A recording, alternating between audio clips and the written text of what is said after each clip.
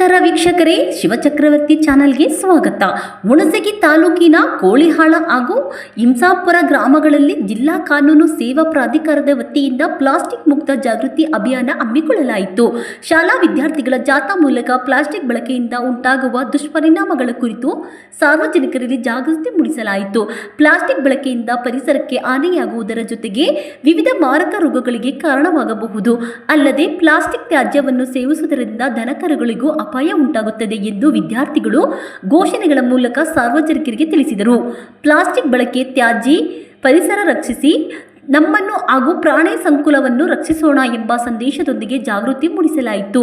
ಈ ಸಂದರ್ಭದಲ್ಲಿ ಸುರಪುರ ನ್ಯಾಯಾಲಯದ ವಕೀಲರಾದ ಮಲ್ಲಿಕಾರ್ಜುನ ತಳ್ಳಳ್ಳಿ ಹಾಗೂ ಹನುಮಂತರಾಯ ಕುಪ್ಪ, ಪ್ರೌಢಶಾಲೆಯ ಪ್ರಧಾನ ಗುರುಗಳಾದ ಎಸ್ ಬಾಕ್ಲಿ, ಪ್ರಾಥಮಿಕ ಶಾಲೆಯ ಪ್ರಧಾನ ಗುರುಗಳಾದ ಸಾಹೇಬ್ ಗೌಡ ಪಾಟೀಲ್, ಕ್ಲಸ್ಟರ್ನ ಸಿಆರ್ಪಿಗಳಾದ ಶಿವಾನಂದ ತೊಟ್ಟಿ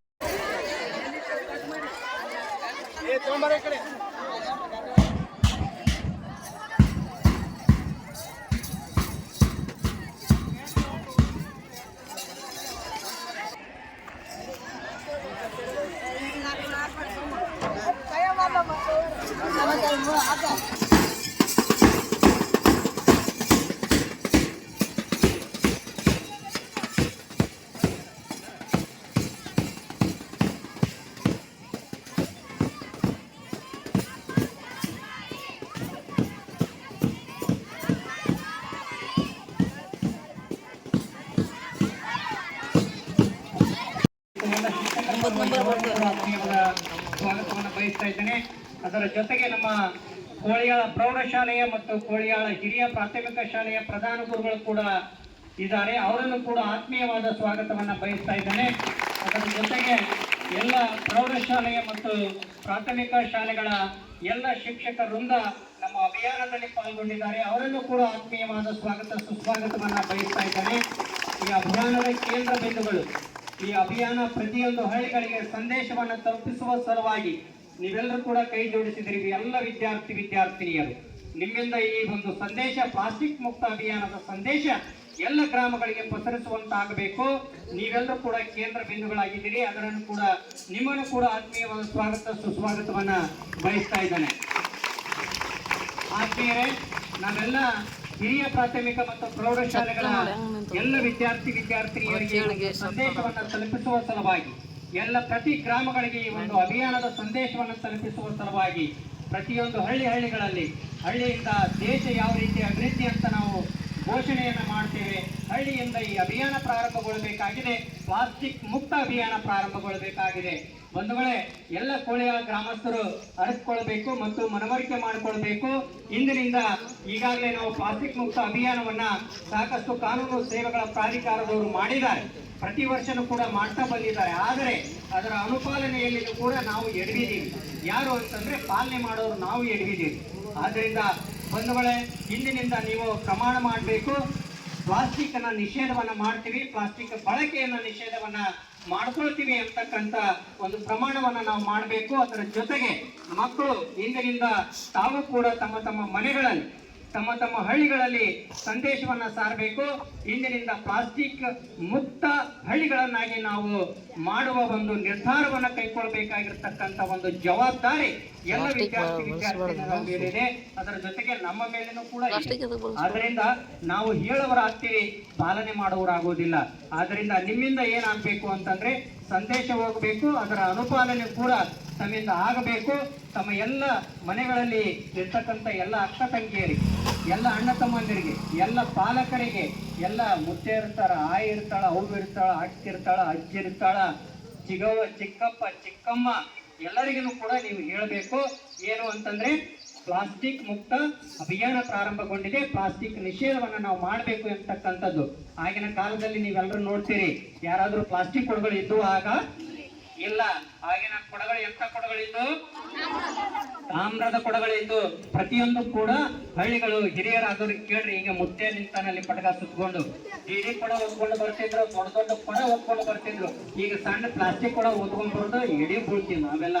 ಯಾಕಂತಂದ್ರೆ ಅಂತ ಶಕ್ತಿ ಅಂತ ಗಟ್ಮುಟ್ಟಿತನ ಅವ್ರ ಬಲ್ಲಿ ಇತ್ತು. ಯಾಕಂತಂದ್ರೆ ತಾಮ್ರದ ಕೊಡದಲ್ಲಿ ಇರ್ತಕ್ಕಂಥ ನೀರನ್ನ ಸೇವನೆ ಮಾಡ್ತಾ ಇದ್ರು. ಅಡಿಗೆ ಮಾಡ್ತಾ ಇದ್ರು ಗೊತ್ತಾ? ಗಡಿಗೆ ಒಲೆಗಳ ಮೇಲೆ ಮಾಡ್ತಾ ಇದ್ರು, ಗಡಿಗಳನ್ನ ಬಳಸ್ತಾ ಇದ್ರು. ಬಳಸ್ತಾ ಇದ್ರ ಪ್ಲಾಸ್ಟಿಕ್ ಏನಾದ್ರು ಬಳಸ್ತಾ ಇದ್ರ? ಇಲ್ಲ. ಯಾಕಂತಂದ್ರೆ ವೈಜ್ಞಾನಿಕತೆಯನ್ನ ಯಾರಾದ್ರೂ ಸಂದೇಶ ಸಾರೋರಿದ್ರೆ ಹಿರಿಯರೇ ಸಾರಿದ್ದಾರೆ ಆಗಿನ ಕಾಲದೊಳಗ. ಆದ್ರೆ ಅದರ ಅನುಪಾಲನೆ ಈಗ ಆಗ್ತಾ ಇಲ್ಲ. ಎಲ್ಲರೂ ಕೂಡ ಏನ್ ಮಾಡ್ತಾ ಇದೀವಿ ಅಂತಂದ್ರೆ ಪ್ಲಾಸ್ಟಿಕ್ ಗಳನ್ನ ಬಳಕೆಯನ್ನ ಮಾಡ್ತಾ ಇದೀವಿ. ಆದ್ರಿಂದ ಇಂದಿನ ಕಾಲ ಒಳ್ಳೆ ಮತ್ತೆ ಮರುಕಳಿಸ್ಬೇಕು ಅಂತಂದ್ರೆ ನಾವೆಲ್ಲರೂ ಕೂಡ ಏನ್ ಮಾಡ್ಬೇಕು?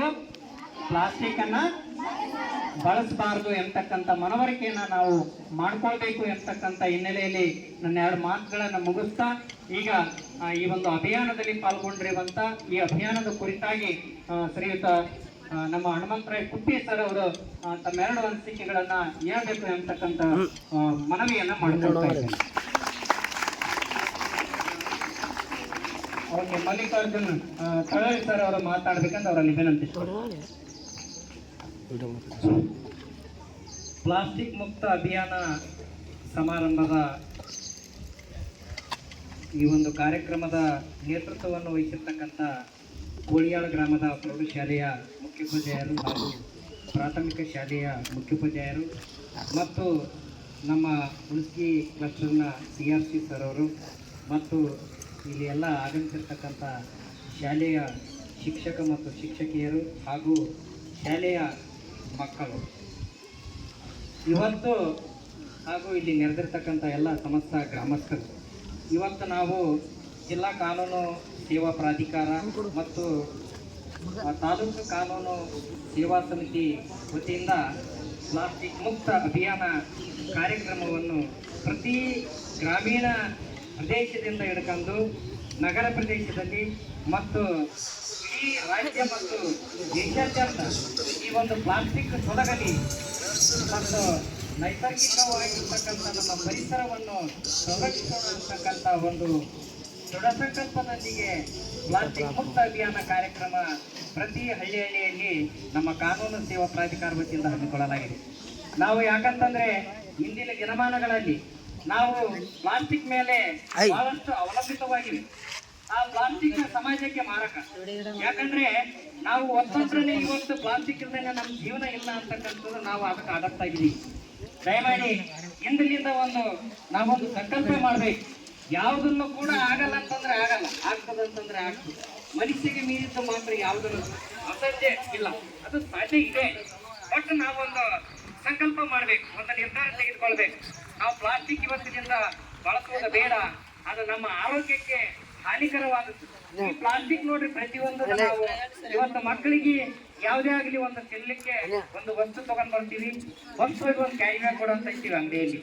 ಯಾಕಂದ್ರೆ ಆ ಕ್ಯಾರಿ ಬ್ಯಾಗ್ ಎಷ್ಟೊಂದು ಆರೋಗ್ಯಕ್ಕೆ ದುಷ್ಪರಿಣಾಮ ಬೀರುತ್ತಂದ್ರೆ ನಾವೆಲ್ಲ ಅರ್ಥ ಮಾಡ್ಕೊಳ್ಬೇಕು. ಇವತ್ತು ಪ್ಲಾಸ್ಟಿಕ್ ನಿಂದ ಅನೇಕ ಕ್ಯಾನ್ಸರ್ಗಳ ರೋಗಕ್ಕೆ ನಾವು ತುತ್ತಾಗ್ತಕ್ಕಂಥದ್ದು ನಮ್ಮ ಕಣ್ಣು ಮುಂದಾನೆ ನಾವು ದಿನನಿತ್ಯದಲ್ಲಿ ಇವತ್ತು ಪತ್ರಿಕೆಯಲ್ಲಿ ನಾವು ನೋಡ್ತಾ ಇದ್ದೇವೆ. ಪ್ಲಾಸ್ಟಿಕ್ ಆರೋಗ್ಯಕ್ಕೆ ಹಾನಿಕರ. ಹೀಗಾಗಿ ದಯಮಾಡಿ ಯಾರು ಕೂಡ ಪ್ಲಾಸ್ಟಿಕ್ ನೀವು ಅಪ್ಪಿತಪ್ಪಿನೂ ಕೂಡ ನೀವು ಪ್ಲಾಸ್ಟಿಕ್ ಅನ್ನು ಖರೀದಿ ಮಾಡಬಾರ್ದು. ಅದನ್ನ ಇಂದಿನಿಂದಲೇ ನಾವು ಪ್ಲಾಸ್ಟಿಕ್ ಬಳಸೋದು ಬೇಡ ಅಂತಕ್ಕಂಥ ಒಂದು ನಿರ್ಧಾರ ಮಾಡ್ಬೇಕು. ಇನ್ನೀಗ ನಮ್ಮ ಕ್ಲಸ್ಟರ್ ಸರ್ ಸವಿಸ್ತಾರವಾಗಿ ಹೇಳಿದ್ರು, ನಮ್ಗೆ ಬಹಳ ಹೆಮ್ಮೆ ಅನಿಸ್ತು.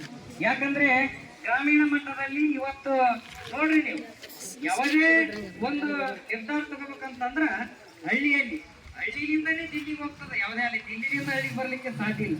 ಹಳ್ಳಿ ಅಭಿವೃದ್ಧಿಯೇ ದೇಶದ ಅಭಿವೃದ್ಧಿ.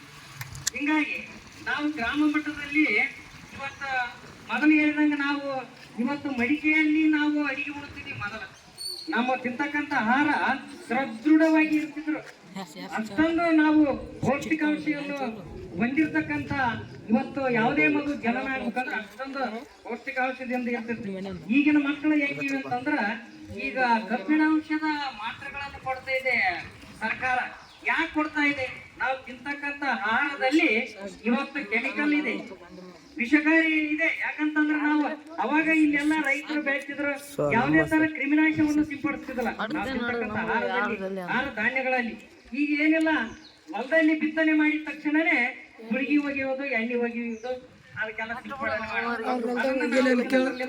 ನಮಗೂ ಕೂಡ ಆರೋಗ್ಯಕ್ಕೆ ಸ್ವಲ್ಪ ದುಷ್ಪರಿಣಾಮವನ್ನು ಬೀರ್ತಾ ಇದೆ.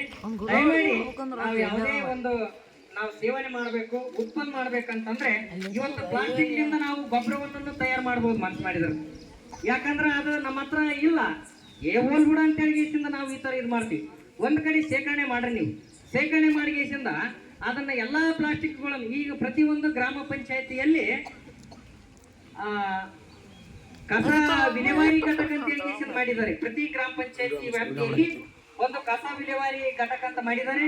ಸರ್ಕಾರ ಕೂಡ ಅದಕ್ಕೊಂದು ವಾಹನ ಕೊಟ್ಟಿದ್ದಾರೆ, ಒಂದು ವಾಹನ ಚಾಲಕರನ್ನು ಕೂಡ ನೇಮಕ ಮಾಡಿದ್ದಾರೆ. ಅದಕ್ಕೆ ಸರ್ಕಾರ ಪಗಾರನು ಕೂಡ ಕೊಡ್ತಾ ಇದೆ. ನೀವೆಲ್ಲರೂ ಕೂಡ ಒಣ ಕಸ ಮತ್ತು ಹಸಿ ಕಸ ಅಂತ ಹೇಳಿಸಿಂದ ಅದು ಸರಬರಾಜು ಮಾಡ್ತಾನೆ ಇದೆ. ಹಂಗೆ ಬರ್ತದ ಅದು ಎಲ್ಲ ನಿಮ್ಮ ಹಳ್ಳಿಗಳಲ್ಲಿ ಬೆಳಿಗ್ಗೆ ಅದ ಕಸ ಶೇಖರಣೆ ಮಾಡ್ತಾ ಇದೆ. ಅದನ್ನ ನಾವೆಲ್ಲ ಗೊಬ್ಬರ ಮಾಡಿಗೆಸಿಂದ ನಾವು ಬೆಳಿಗ್ಗೆ ಹಾಕಿದ್ರೆ ಅದು ಉತ್ತಮವಾಗಿ ಬೆಳೆಯನ್ನು ಬರ್ಲಿಕ್ಕೆ